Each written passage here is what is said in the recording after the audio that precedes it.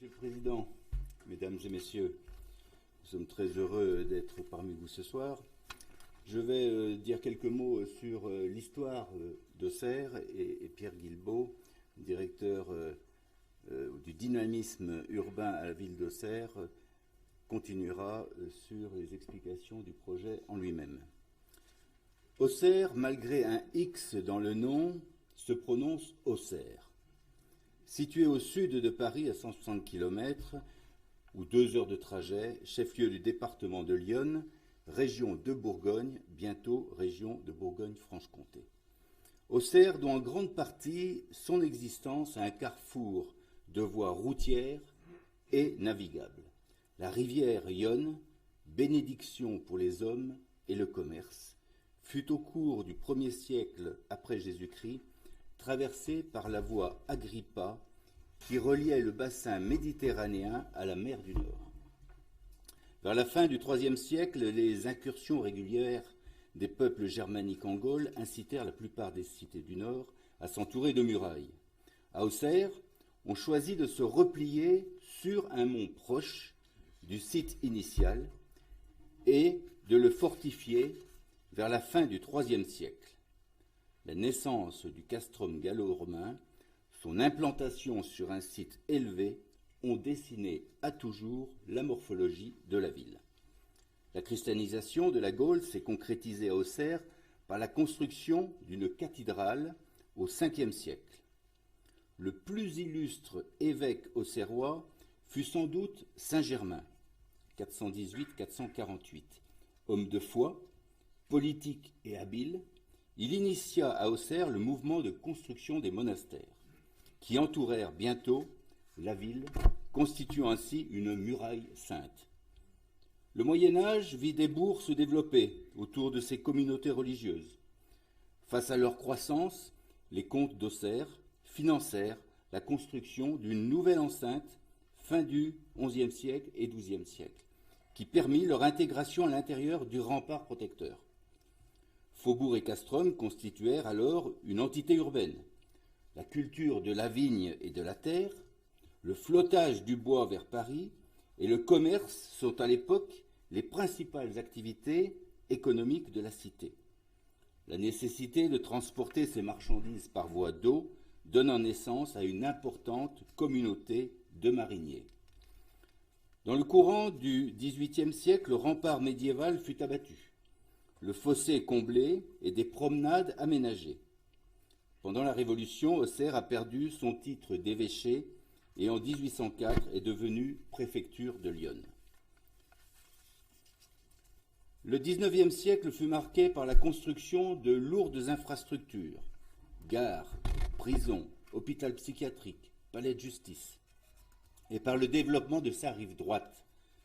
Le début du XXe siècle fut celui des banques, du marché couvert, aujourd'hui détruit malheureusement, il occupait la place des Cordeliers, et de l'architecture art déco dont les exemples fleurissent en centre-ville. Auxerre fut également relativement épargné par la Seconde Guerre mondiale.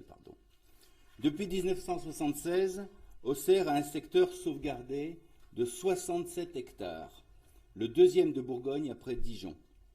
Elle a obtenu le label Ville d'art et d'histoire en 1995. Avec ses 35 000 habitants, Auxerre est une ville moyenne, riche de son patrimoine et de son histoire, tournée vers l'avenir, qui offre les avantages de la proximité immédiate de la campagne et de ses vignobles prestigieux, et qui sait adopter définitivement les nouveaux arrivants, et je suis de ceux-là. La rivière est notre fleuron, elle méritait d'être mise en valeur, et je tiens à remercier l'ensemble des services de la ville, urbanisme et technique, qui ont œuvré sur ce projet de A à Z, qui a été entièrement piloté par la ville d'Auxerre.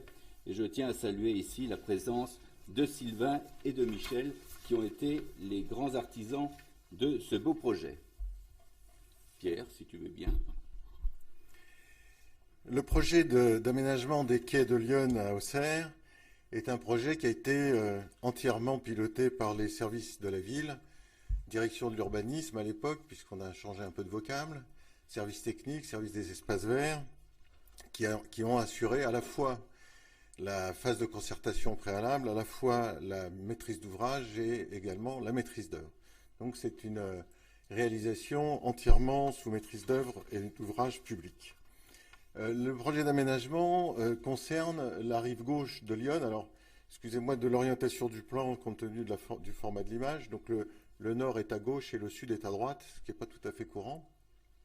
Et donc on va s'intéresser à ce qu'on appelle la rive gauche, c'est-à-dire la partie basse du plan, puisque la rive droite fera l'objet d'une deuxième opération à venir.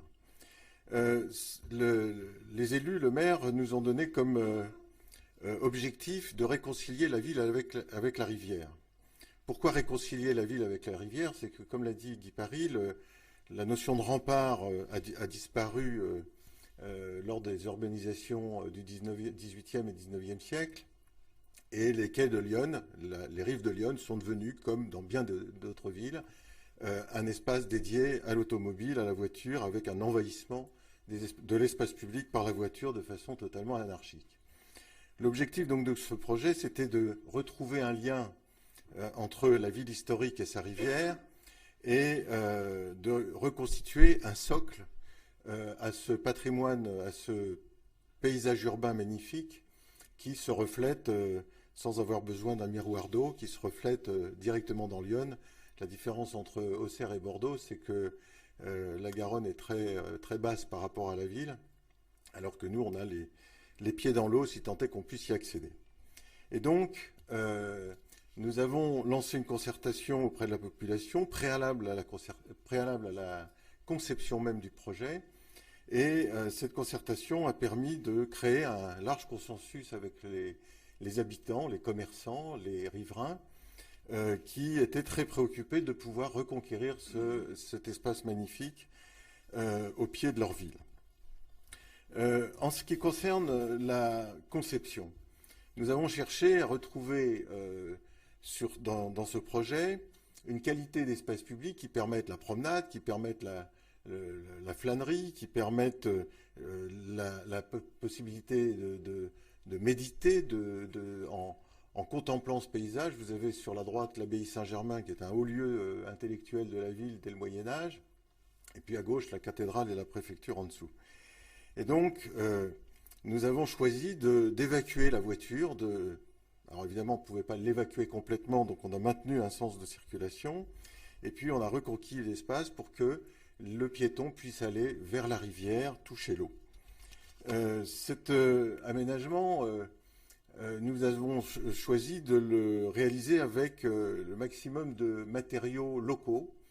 La pierre de Bourgogne est bien connue à Paris notamment, puisque les carrières de pierre de la Bourgogne et de la Champagne alimentaient Paris pour sa construction jusqu'au XIXe siècle.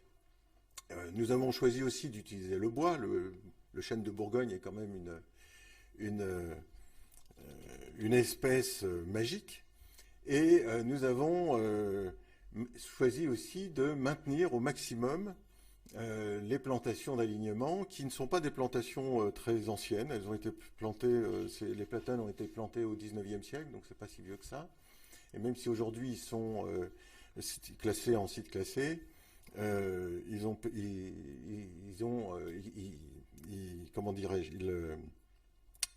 amènent un ombrage extrêmement apprécié l'été, puisque le climat d'Auxerre est assez continental. Et si vous observez bien la météo, vous verrez que les pics de chaleur l'été, c'est Auxerre et Dijon. Tout ça pour dire que notre souci était de réaliser un aménagement le plus doux, le plus apaisant, et permettre aux habitants de se réapproprier cet espace trop longtemps délaissé. Aujourd'hui, c'est un espace de vie sociale, c'est un espace de rassemblement, c'est un espace de promenade pour les cyclistes, le long du chemin de halage qui, pour ceux qui ne le savent pas, longe Lyon, qui est une rivière canalisée, qui est le départ du canal du Nivernais. Et si vous partez d'Auxerre, si vous arrivez à Auxerre par le train, vous pouvez louer un vélo auprès d'une association et parcourir le canal du Nivernais en vélo ou en bateau, bien sûr, puisque nous avons un port de plaisance qui permet un départ de croisière fluviale très apprécié des touristes fluviaux. Ce projet devait aussi permettre de favoriser le lien entre les deux rives de l'Yonne.